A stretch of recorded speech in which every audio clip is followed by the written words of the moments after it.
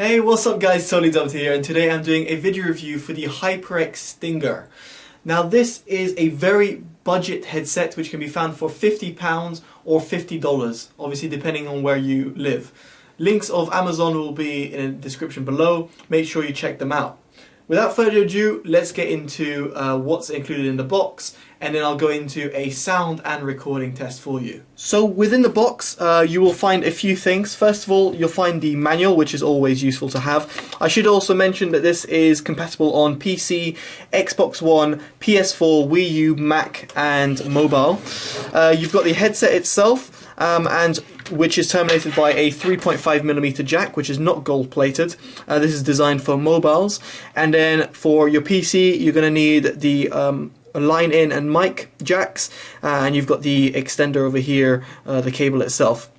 The cable itself is reasonably thick, and I wouldn't be too worried about its longevity. Now the headset itself, let's just quickly talk about the build quality of this. So it's terminated on the left hand side with a non-removable cable. The microphone doesn't retract, but it does flip up, and when it flips up you'll hear that sound is to actually mute the microphone, which is a very useful function to have, and just very easy for you to quickly mute and unmute.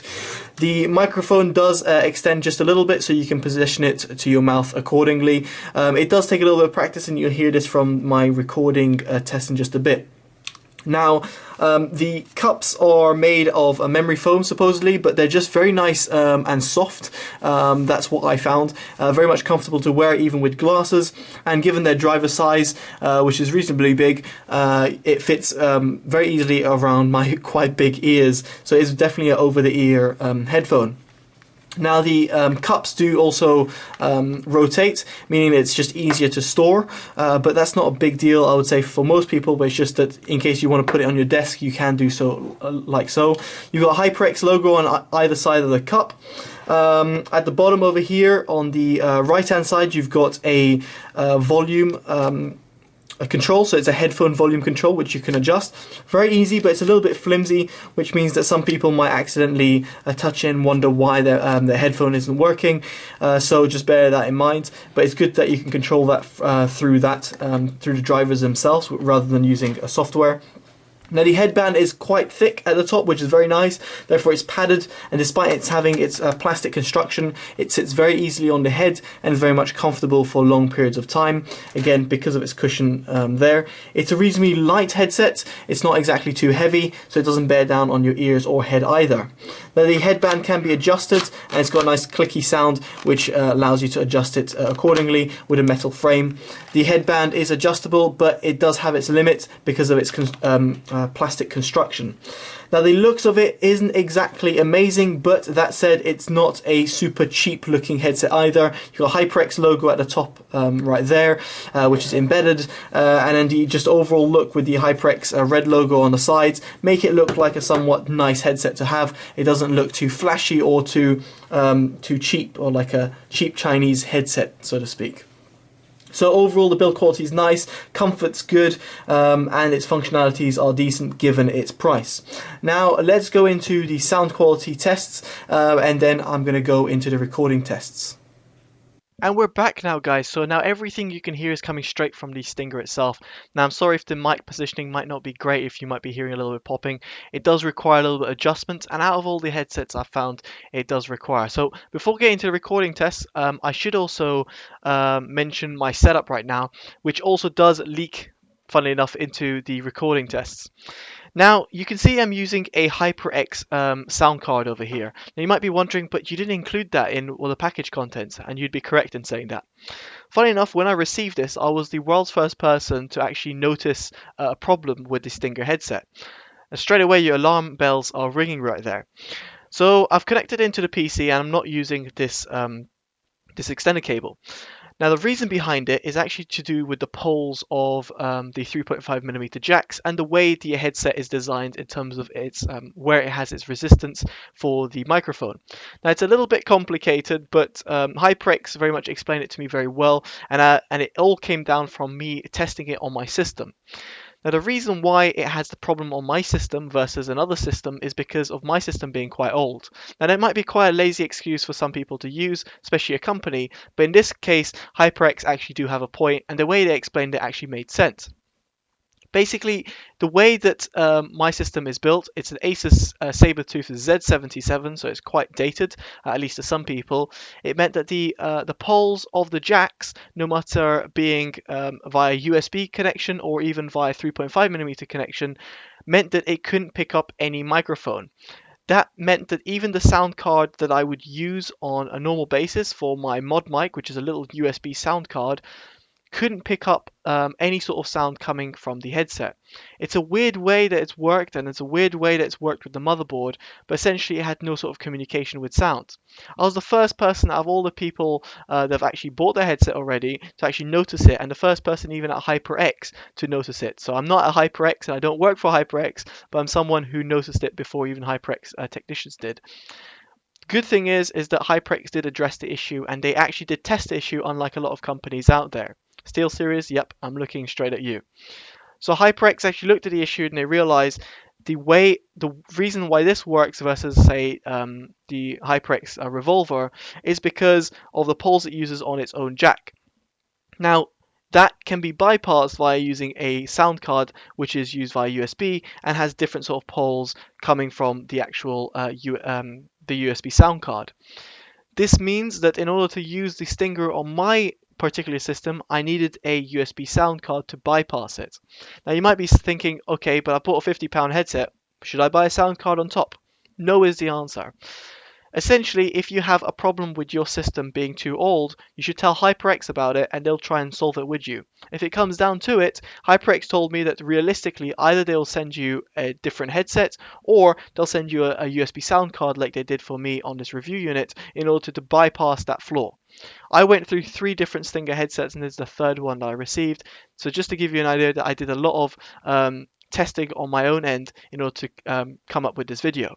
And I'm sure that no one else in the world has actually picked this up, just because I found no other people mentioning it, and HyperX themselves told me they didn't notice it.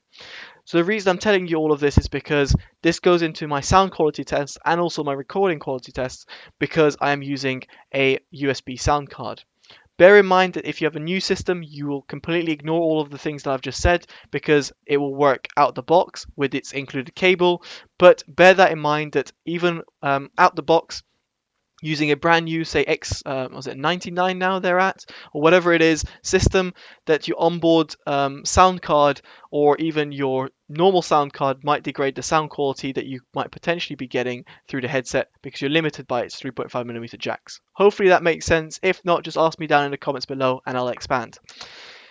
So, how does it sound is what we're trying to say. So sound quality wise, I'm very impressed, and that's the reason actually why I chose to make this video regardless of the problem I had, because I felt that the sound quality of the headset is just very good. It's a £50 headset, so you have to put that into perspective. And for a £50 headset, I think it performs one of the best, if not the best, £50 headset or under £50 headset I've ever come across, let alone $50, which is an absolute bargain at that price point. The sub bass extends very well. You've got a good rumble, therefore explosions in games are going to be coming out very nicely. The mid bass has a very nice slam, even though it's a little bit uncontrolled and a little bit wobbly, it still has a very nice slam and it definitely has a good impact. Moving on to the mids, and that's unfortunately its weakest point. It has a bit of a recessed mid. It's kind of pushed back through its mid bass, meaning it's a little bit V-shaped sounding. But nevertheless, the mids do come out quite well, not being too forward sounding, but have a nice detail to them. They're accurate, is what I'm trying to say, even though they're recessed. The highs extend at a reasonable amount, although they're rolled off at the top end. You do get a nice little sparkle, but I would have just liked that little extra sparkle. But given its price point, I can't complain too much. And finally, its soundstage is another thing that I felt kind of let it down. Even though being decent in games, I felt that if I wanted to hear sound coming from around me, I couldn't really hear that. Even if I had this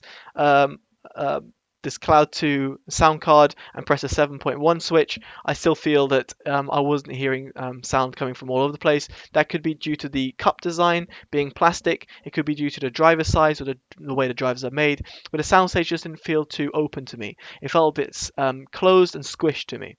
Nevertheless, at £50, I couldn't expect too much, and I have to say, I'm very impressed with the overall sound quality. Very good job from HyperX. At its price point, I think it's one of the best headsets I've ever come across, ignoring the flaw if you have a newer system. So top marks to HyperX. Now, when it comes to recording quality, you can probably hear it's a little bit muffled. It's not too detailed. It's kind of more of a boomy sound, so to speak. It is decent given its price point, but I wouldn't say it's great for using it for like a YouTube video or Twitch streams.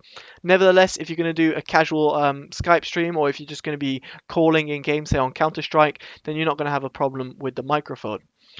I should say though, it does pick up some popping sounds that from my mouth quite often, and that's because it doesn't have a foam tip. It would have been a good inclusion to have, in my opinion, on the headset. Again, at a price point, I don't know if I can complain too much, but nevertheless, it's something I did notice if I'm speaking a lot like I'm doing now. Now, when it comes to the mute functionality, I had no problem. I'm going to continue speaking and mute the to see my mouth continue moving while I was doing that. You hear a slight noise moving up and down, but the microphone mutes pretty well.